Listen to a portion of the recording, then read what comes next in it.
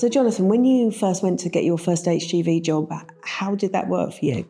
Well, I was fortunate enough that I was in the military, so I got my licenses through the military. However, when I left the military, I didn't have any experience still of driving in the real world as such. So I went down the agency route. I actually walked into the agency rather than giving them a call or just using emails, which was nice. They actually appreciated that. I filled out all the paperwork and everything else. And one of the big advices that I got from the agency was try and accept as much as I can work-wise, because it gives me that experience to be able to then be more employable.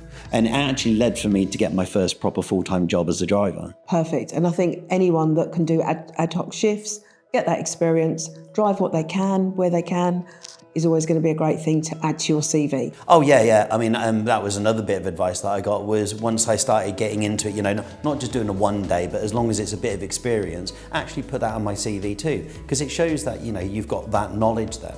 And you want to work. Yeah, exactly. Yeah, because being keen to work is obviously key to getting a full-time job. So what did you actually include on your CV, Jonathan, when you actually put it together? Well, I put my military experience on because Okay. that's, obviously from where I got my licenses. But after that, it was any of the agency jobs that I was doing at the time. So it started off with doing some dray work, and then there was some curtain cider work and stuff like that. So I put that on my CV, and it helped to bulk it out to show that I've got the experience or starting to get some experience. Even did courses on equal opportunities, diversity and that, which was nice. And then obviously you've got your tachograph and your working time directive, which the knowledge of that is key to be able to keep it legal and safe. When you've got your CV and you first start out, it looks a bit sparse. Yeah. But don't worry about that, because when you're doing agency work, for example, or when you find that you've got maybe some ad hoc work that you can do at weekends, it does bolster out your CV really quickly. And especially when you show that you might have done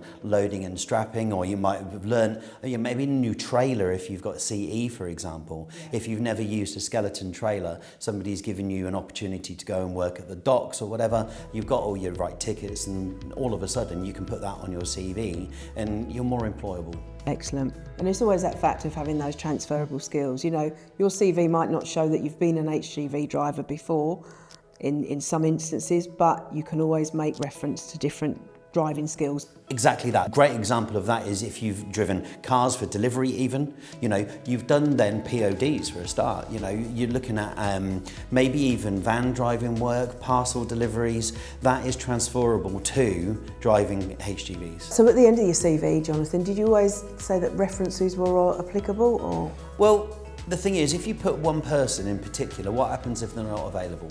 To have on there references on application, but make sure you do actually have those people. Yeah. Now, a good reference would be an ex-employer that they're happy that you've worked for them. You could have one which is a personal reference, but if you can, make sure that you've got at least one employment reference available. Absolutely. Have you got any advice for about interviews? Yeah, I mean, interviews are, they're very personal, aren't they? Because they're either 1-to-1 or 2-to-1. Be relaxed. You're going to be a bit nervous, sweaty your palms and all the rest of it. It's fine. It's good to be like that. But, a nice personable greeting.